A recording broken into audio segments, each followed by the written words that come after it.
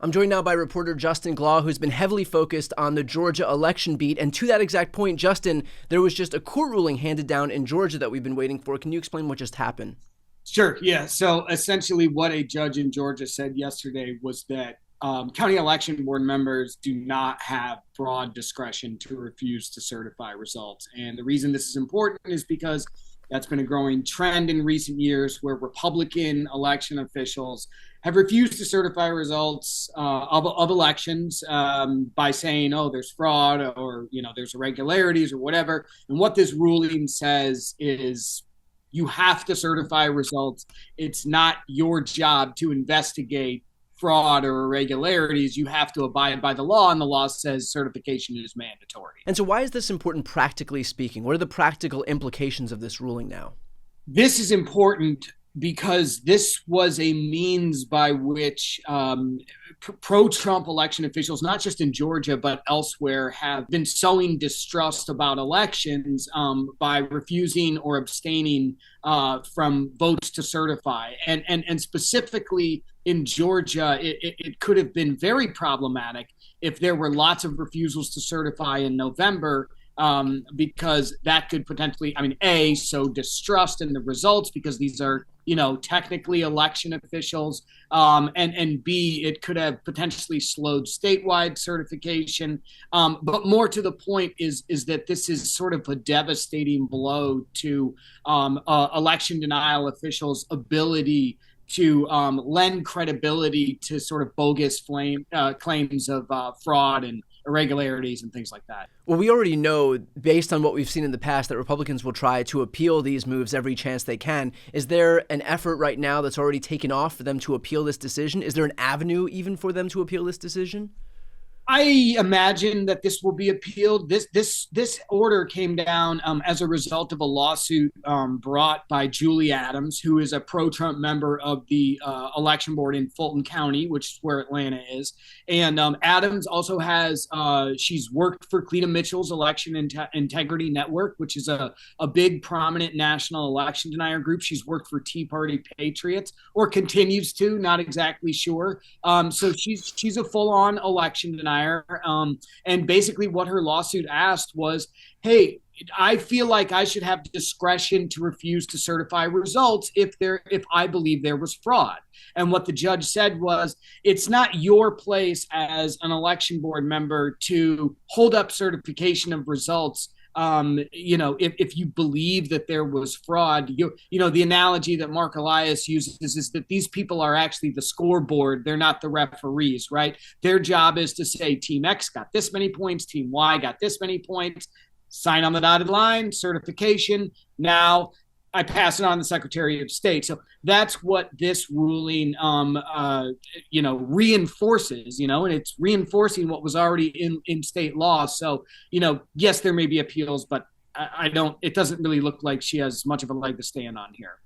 And a related issue that you've been covering and that you wrote about in Rolling Stone was the issue of Trump personally pressuring Pennsylvania Republicans now to stop a bill that would have allowed local election officials to count mail-in ballots before Election Day. Can you speak about that effort and what the implications of him being successful in pressuring these Republicans have been?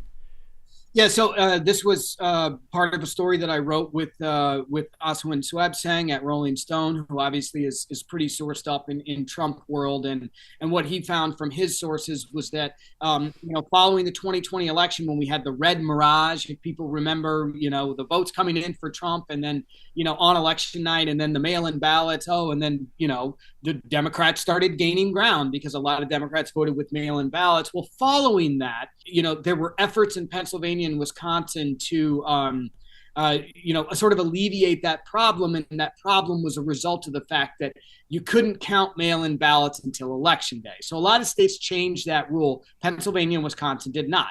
And what Aswin found through his sources in Trump world was that Trump got involved with efforts in Pennsylvania by Pennsylvania Republicans to not address that situation, so that mail-in ballots, as we sit here right now, county election officials in Pennsylvania still have to wait until Election Day to start counting those ballots, even though they're obviously coming in before that. So there's going to be that delay again.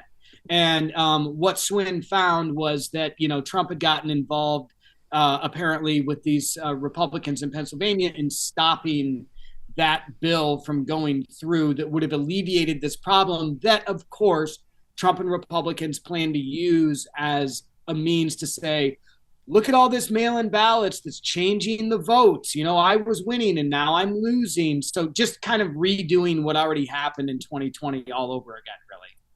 Right, by being able to point to late night vote dumps, which of course are just votes being tabulated. And as they get tabulated throughout the night, which may come in large batches because that's how they're reported, of course, Republicans will point to that as a pretext to cry fraud. And even though, as you said, when there were efforts to change that so that it would be more in line with Michigan, for example, which now allows for 8 days prior for them to begin counting mail-in ballots, so that there isn't, this red mirage that gives way to blue ballots finally being counted. Of course, the Republicans balked because they want to be able to point to this as something to bolster their claims of fraud here. Now, Justin, to that exact point, though, you have been focused on this in the broader context of what you've been talking about with Republicans using whatever they can to claim fraud. They've also pointed to undocumented immigrants as a pretext to claim fraud. So can you speak about these efforts more broadly and what Republicans are looking at as we head toward November? Yeah. So, the story that came out today talking about, the slow count of mail-in ballots, that's one plank of what I think is going to be used by Trump and Republicans to claim election fraud in November.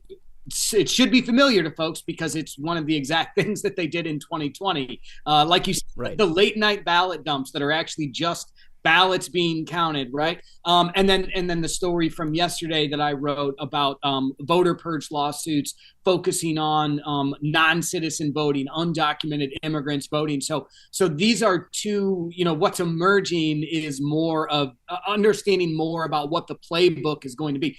Obviously, we know that Trump isn't going to accept the results of a loss in November if he indeed loses.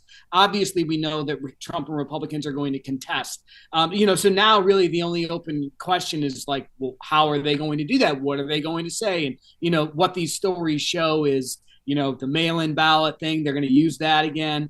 And now they're going to say, oh, undocumented immigrants probably voted in large numbers for Kamala Harris and therefore, stole the election for Trump. So, and I'm sure there'll be more, planks to that sort of game plan, but it's good to at least know a little bit of what to expect from these claims going forward.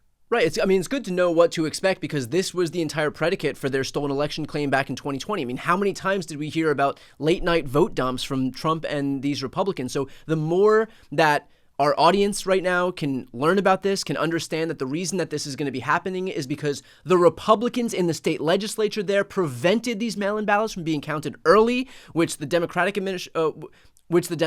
legislature allowed them to do in Michigan once Democrats took control there. But Republicans basically see a problem, which is that, by not allowing election officials to count mail-in ballots until election day itself, that's going to mean we're not going to see these ballots take hold until late in the evening. They saw that problem, and they decided instead of fixing it, that they would entrench it because they need that. They need that as a pretext for Donald Trump to be able to cry fraud. They're going to also do that with, to your exact point, by pointing to undocumented immigrants, whatever they can do to build up more of these planks to have some type of a pretext, again, to be able to cry fraud. They're going to build that up. But I think it's especially important that we allow the audience to understand now what they're doing so that when they inevitably do cry fraud in November, that these claims will fall flat. So again, Justin, thank you for the work that you're doing and focusing on this stuff. For people looking right now to read more from you, of course, you can all check out American-Doom.com. I'll put the link right here on this screen and also in the post description of this video. Justin, appreciate your work and thanks for taking the time. Thanks a lot.